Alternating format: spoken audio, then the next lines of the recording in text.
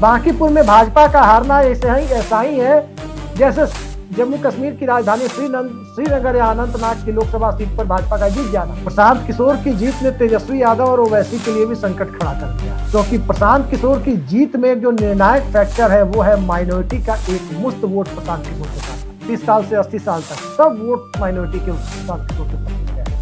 BJP का core vote bank भी हिला है, आरजेडी का कोर वोट बैंक भी हिला है। बिहार की सियासत में क्या क्या चेंजेस आप देख रहे हैं, किस तरह का चेंजेस देख रहे हैं? ये उपचुनाव कमोबेश इलाहाबाद उपचुनाव है। अब उनके लिए चिंता का विषय है कि मंडल राजनीति कैसे बचेगी, सेकुलर फैब्रिक कैसे बचेगी। पटना में बांकीपुर में प्रशांत किशोर के सुनामी, कोई कल्पना नहीं कर सकता कि सुनामी आएगी वो भी प्रशांत किशोर के नाम की।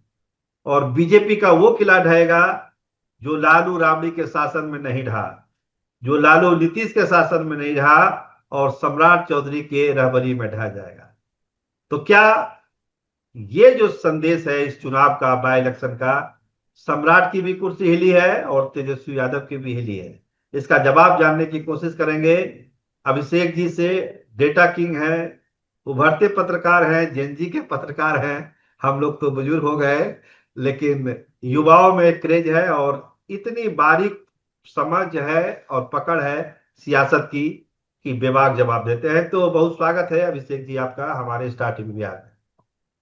जी नमस्कार। क्या लगता है कि ये जो सुनामी आई है उससे हिली है सम्राट चौधरी की कुर्सी और तेजस्वी यादव की कुर्सी? सीधा सवाल है, आप सीधा जवाब दीजिए। देखिए सरोज जी, इस उपचुनाव को हम वैशाली उपचुनाव की तरह से नहीं देख सकते, इस उपचुनाव को हम गोरखपुर उपचुनाव की तरह नहीं देख सकते। तो योगी आदित्यनाथ के इस्तीफे से खाली सीट भाजपा हार गई थी, या लालू यादव के पीक पर जनता दल के दौर में पीपी लालू रामविलास के दौर में लालू यादव हार गए थे लवली आनंद से। ये उपचुनाव कमोबेश इलाहाबाद उपचुनाव है।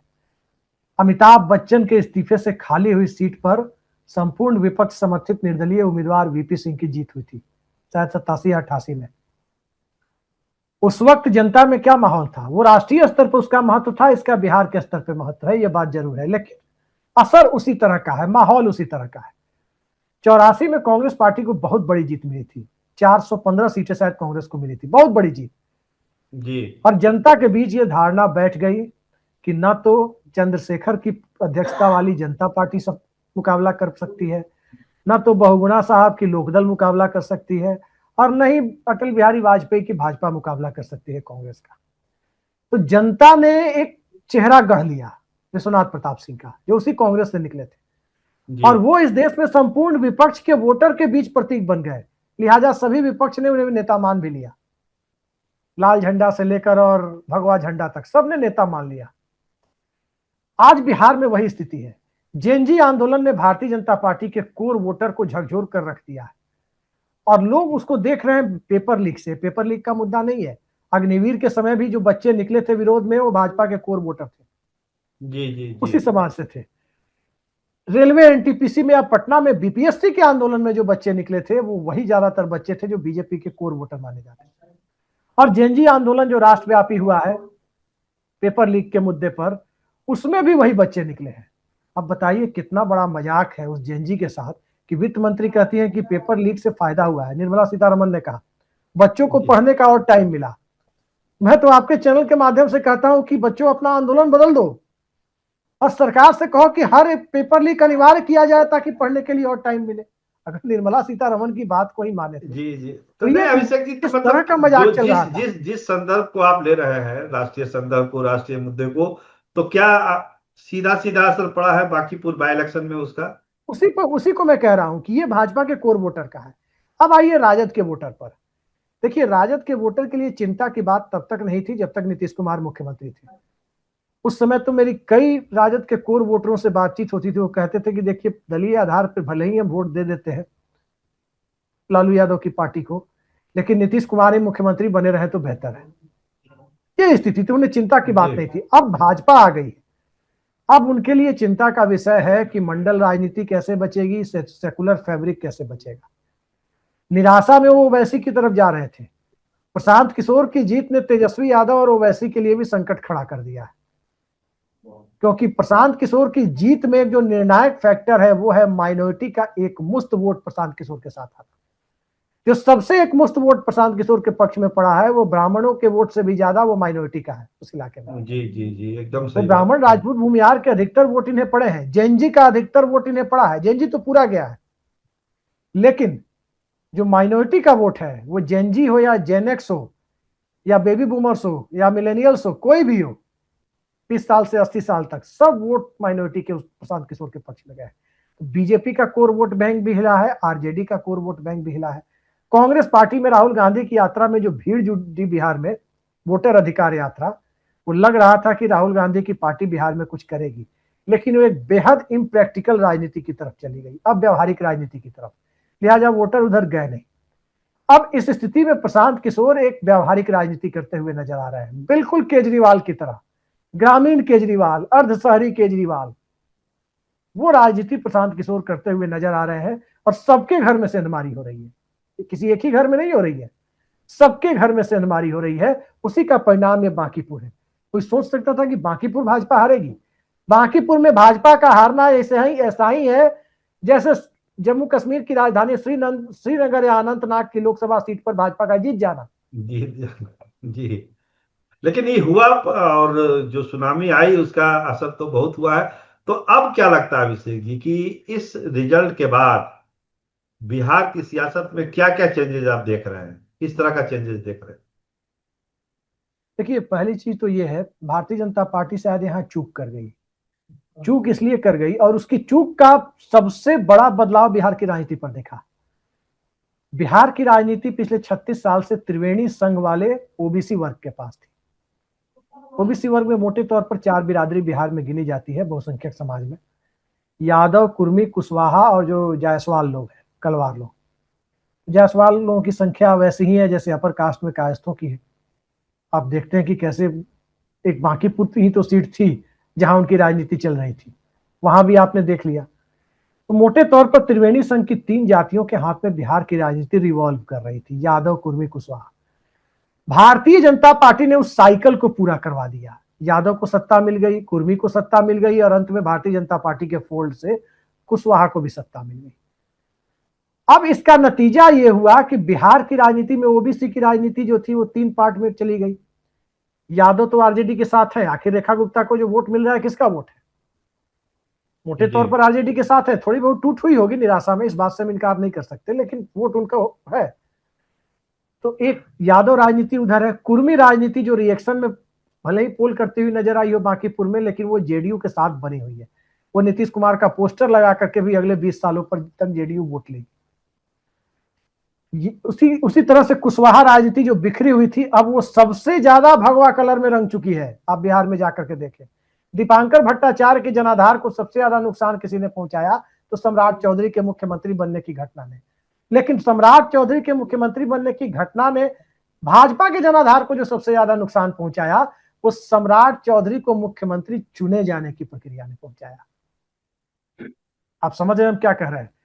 जी माले के जनाधार को, उपेंद्र कुशवाहा की राजनीति को सबसे बड़ा झटका दिया सम्राट चौधरी के सीएम बनने में। जी और भाजपा की राजनीति को सबसे ज्यादा झटका दिया सम्राट चौधरी को सीएम चुने जाने की प्रक्रिया ने। जेडीयू भी नाराज हुई, सवर्णों में भी एक अलग तरह का मैसेज गया। और इन सब की कीमत चुकानी किसे पड़ेगी राजनीतिक तौर पर? स्वाभाविक है, बीजेपी ने जितना घोर अन्याय सम्राट चौधरी के साथ किया है, मैं जिम्मेदारी के साथ कह रहा हूं सरोज जी, उतना घोर अन्याय भारत में किसी राजनेता के साथ नहीं किया होगा। अन्याय हुआ है सम्राट चौधरी के साथ। अच्छे खासे पॉलिटिकल करियर को सैबोटाज कर दिया भारतीय जनता पार्टी ने। अच्छा, सम्राट चौधरी को मुख्यमंत्री दूसरे तरीके से आप बना सकते थे, थोड़ा इंतजार कर सकते थे, दूसरे तरीके से बना सकते थे। चुनाव के 4 महीने बाद बना करके आपने क्या किया? सम्राट चौधरी को मुख्यमंत्री बनाया और कुशवाहा राजनीति खत्म कर दी। जिन सम्राट चौधरी को बिहार भाजपा का पोस्टर बॉय होना चाहिए था, उन्हें पहले दिन से आपने पॉलिटिकल विलेन बना दिया। आज सम्राट चौधरी कैसे मुख्यमंत्री हैं बिहार में? वैसे ही मुख्यमंत्री हैं जैसे रामप्रकाश गुप्ता उत्तर प्रदेश में थे। वैसे ही मुख्यमंत्री के तौर पर भारतीय जनता पार्टी ने उन्हें पेश किया जैसे बसवराज बोम्मई को भी येदियुरप्पा को हटा करके बनाया गया कर्नाटक में, और किस तरह की नौबत आ गई।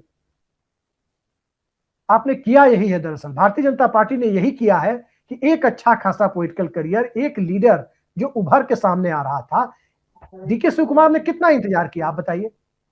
जी। डीके शिव लंबा, कुमार बहुत ने लंबा। जितना इंतजार किया, आप सोचिए, भारतीय जनता पार्टी में के लोग भी इस बात को मानते हैं कि भाई ये तो अमित शाह का गुरु है, इतना बड़ा तंत्र और जी। इतने तरीके से मैनेजमेंट जानता है आदमी, लेकिन डीके शिव कुमार ने धैर्य रखा। सम्राट चौधरी भी धैर्य रखने को तैयार थे, लेकिन आपने एक तरह से राजनीतिक तौर पर सम्राट चौधरी की आहुति ले ली।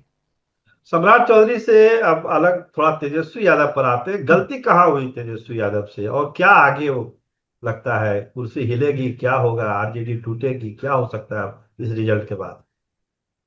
देखिए, इस रिजल्ट के बाद जो सबसे ज्यादा हमें दिखाई दे रहा है वो यही है कि थोड़ा सा हाइपोथेटिकल हो जाएगा इस बात को कहना। मुझे लगता है कि भारतीय जनता पार्टी कहीं ऐसा ना हो कि निशांत को मुख्यमंत्री बना दे, क्योंकि ये अच्छा। भारतीय जनता पार्टी का नया मोड है। मैं क्यों कह रहा हूं, जरा समझिए। अपनी पार्टी में सांसदों को तोड़कर शामिल नहीं कराया जा रहा, जैसे पहले टीडीपी के नायडू के राज्यसभा सांसदों को तोड़ा तो अपनी पार्टी में ले गई थी जी। जब बीजेपी बहुमत में थी। नया मोड अपनाया गया है। नया मोड क्या अपनाया गया है कि भारतीय जनता पार्टी कर क्या रही है कि जिस पार्टी को तोड़ रही है उसे गुमनाम सी पार्टी में मर्ज करा दे रही है। आप टीएमसी के साथ देखिए क्या हुआ है। एनसीपीआई कहां कहीं कागज पर रजिस्टर्ड थी, मुझे पता भी नहीं है। हो जी। सकता है जी। कि सरोज जी आपने कोई पार्टी चुनाव आयोग में रजिस्टर्ड करा रखी हो, आपके जी। घर पर किसी दिन 8-10 एमपी आ जाए, किसी पार्टी के दरवाजा खोलिए, घर ये आना। हमको शामिल कर दीजिए। जी, जी जी, ये यही स्थिति हुआ। बनी हुई है। जी। तो इस मोड में बिहार में जिस ढंग से बदलाव दिख रहा है, मैं दावे के साथ तो नहीं कह रहा, लेकिन अगर आने वाले दिनों में यह दिख जाए कि बीजेपी निशांत कुमार को मुख्यमंत्री बना दी है और खुद पीछे हट गई है एकनाथ शिंदे वाले मोड में, तो मुझे आश्चर्य नहीं होगा। क्योंकि अब बिहार में देखिए, प्रशांत किशोर विधानसभा जा रहे हैं, ये उतना बड़ा मुद्दा नहीं है जितना बड़ा मुद्दा यह है कि प्रशांत किशोर नेतृत्व विहीन और विपक्ष विहीन बिहार में विधानसभा में प्रवेश कर रहे हैं। चलिए, बड़ी ये बात कही कि बिल्कुल ऐसा ही प्रशांत है किस। जैसे वीपी सिंह 88 में लोकसभा पहुंचे थे निर्दलीय जीत के। जी जी जी। तो आपने सुना अभिषेक जी को कि प्रशांत किशोर का विधानसभा पहुंचना ये अपने आप में बहुत बड़ा मैसेज है। और सम्राट चौधरी के लिए साफ साफ कह रहे हैं कि उनको तो बलि का बकरा भारतीय जनता पार्टी ने खुद बना दिया। और तेजस्वी यादव का तो बड़ा मुश्किल है सफर, ये लगता है, जिस तरह की परिस्थितियां हैं और जिस तरह का ये मैंडेट आया है। तो कहीं ना कहीं बिहार की सियासत में अब एक बड़ा उलटफेर का जो गुंजाइश होता है, जिसको अभिषेक जी बराबर खेला हो लोग के नाम देते हैं, तो बहुत सारे खेल बिहार की सियासत में होंगे। इंतजार करिए, देखते रहिए स्टार टीवी बिहार। अभिषेक जी, आपका बहुत धन्यवाद हमसे जुड़ने के लिए।